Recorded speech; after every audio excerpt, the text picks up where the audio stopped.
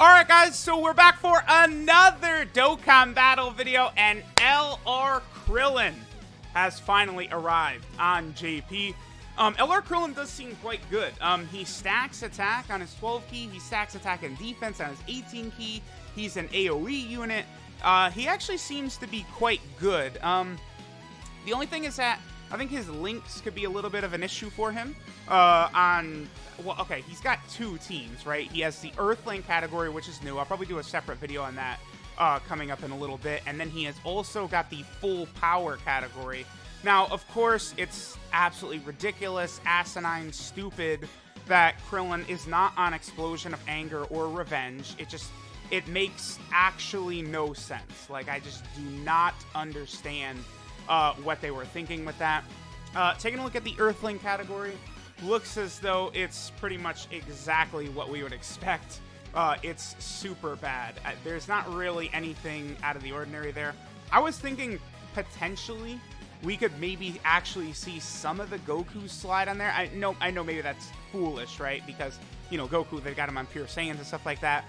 But I was thinking, judging by the fact that Goku is constantly screaming about how he's an Earthling. You know, like, wait, Goku is always saying that most of the time in early Dragon Ball Z and stuff like that, right? So I was kind of wondering if they would give him Earthling, at least some of the earlier versions of him, but, you know, they did not. Okay, so Golden Cooler will be pretty decent with KRILLIN right here. They're going to have, like, Shattering Limit and stuff like that. Okay, so KRILLIN is starting out with a lot of key right here. Let me take a look. So he gets 3 key at the start of turn. Then he gets another 3 key if there's 1 enemy. Okay. He does a lot of extra attack, by the way, if there is a bunch of enemies. So he could actually be a very viable World Tournament option. So he's at 88k defense. That's not bad. That's not bad considering he does stack on his 18 key, right? Like, I think they did make him to where he will be able to actually be good, be useful, right? I have no idea what this attack set's going to come in at because, like, all of his buffs are, like, flat number bonus. 2, wow. Oh, that's pretty good. He's 2 million right away. Keep in mind that he stacks attack and defense on his 18 key, and then he stacks attack on his 12 key as well. So he actually seems like he's going to be quite good. I feel as though KRILLIN is going to be a very exceptional option for Extreme Super Battle Road as well. So even though KRILLIN is going to be super, super good for World Tournament, which is obviously, you know, one of the reasons they built him the way they did, right? Obviously, they like to make new World Tournament units here and there. So it's interesting to kind of see, but, because, okay, his passive, right? So he gets 10,000 attack per enemy if there's 2 or more enemies for every enemy present starting with the second enemy, and perform an additional super attack if there are 6 or more enemies. So that last part is what makes him great for a World Tournament, right? It's interesting. It's interesting for sure. Also, like, they gave him full power, which does have a lot of support type units, right? So, like, it's pretty easy for us, you know, and with the team I built to keep up this sort of high amount of key on LR KRILLIN moving forward, and now his attack is going to be, yep, even better. Pretty good. Honestly, I think he's pretty good. I mean, he's just a Prime Battle unit, right? Like, this isn't like a summonable LR or a Dokkan Festival exclusive or anything like that. Like, KRILLIN is just a Prime Battle unit, and this is how good he is. I think they did a very good job, actually. The only thing is his categories. It is inconceivable to me that he is not on Revenge and Explosion of Anger, because his 12 key super attack, it's literally after a Cyberman, like, suicides and kills Yamcha and himself. The Cyberman does, right? And then KRILLIN gets so angry about that because KRILLIN originally was going to fight that Cyberman, but Yamcha stepped in like, whoa, whoa, whoa, dog, let me take care of this, right? And then KRILLIN, like, literally explodes in anger. That happens. And then he shoots off that attack, which takes out every Cyberman except for 1. And it also hits Vegeta and Nappa, but does actual 0 damage, right? Vegeta and Nappa just stand there, unfazed, like, oh, okay, that was cool. And then Piccolo takes care of the last Cyberman that survived. But, like, the fact that that does not qualify him for Explosion of Anger or Revenge it's just pretty insane to me. I don't know. Like, I have no idea what they're doing with categories anymore. Like, why they do that. Like, they're just not giving some of these units just a fair chance, really. Like, the category meta is very cool if they're going to do it correctly, but, like, they're not doing it correctly, because Krillin should be on Explosion of Anger and Revenge. There's absolutely no reason why not to. Like, the title of the, what's the title of the card? Yeah, okay. Okay, hold on. We're gonna pull up Krillin. Okay.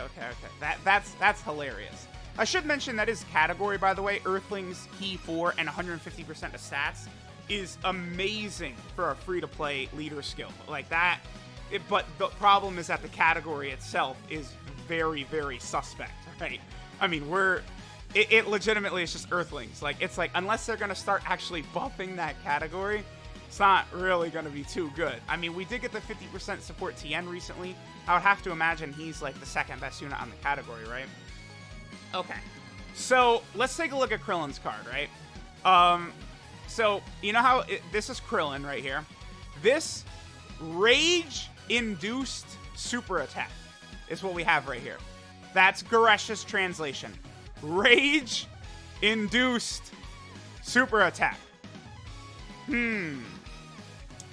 Huh. Very interesting. Very, very, very interesting. So, I don't know. I have no idea what they're thinking. I have no idea what they're trying to do. Nothing. I don't know. I feel like, I don't know. His defense, by the way, 124k, like, that's moving up fine, I guess. It's going a little bit slow. So, for the Legendary Goku event here, I do feel like Krillin potentially could get hit, like, pretty hard against STR UI Goku, but, I don't know. He's doing okay. I like what I'm seeing, honestly.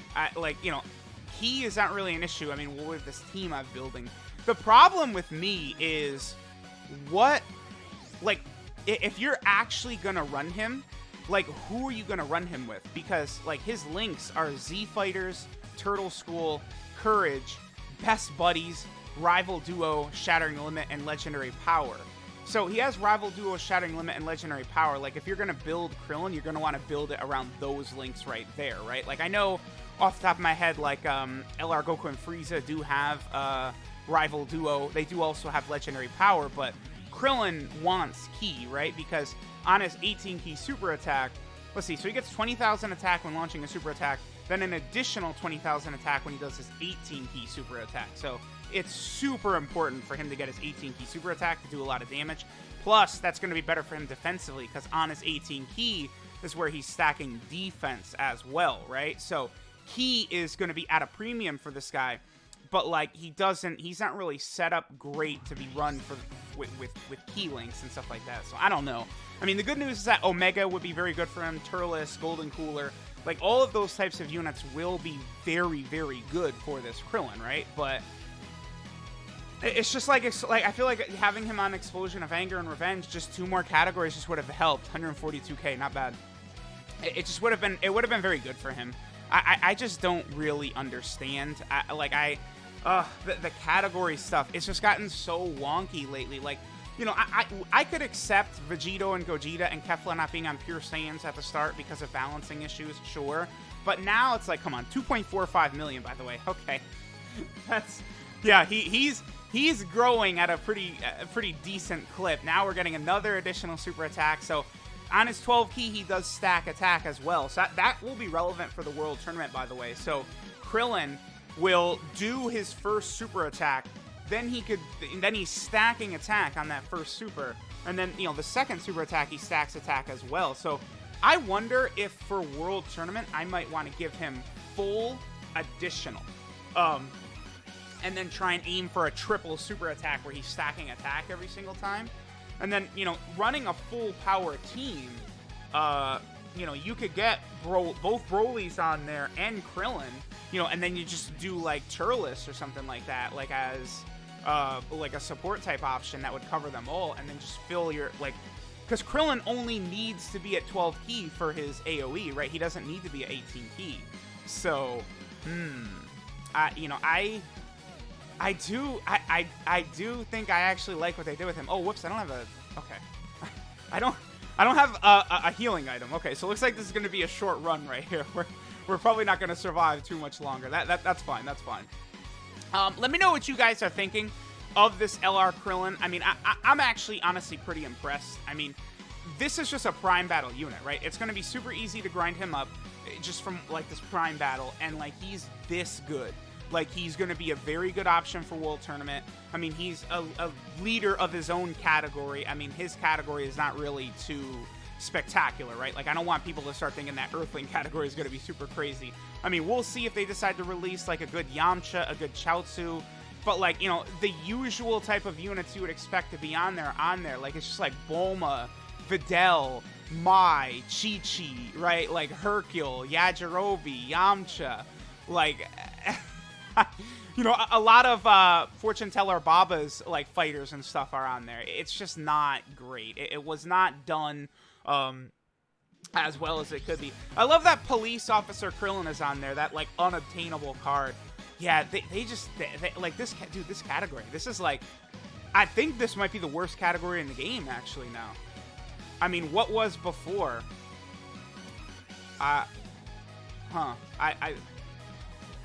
Because it's definitely not low class. That just got buffed. Probably World Tournament. But, like, this is definitely worse than World Tournament. Like, easily, this is worse than...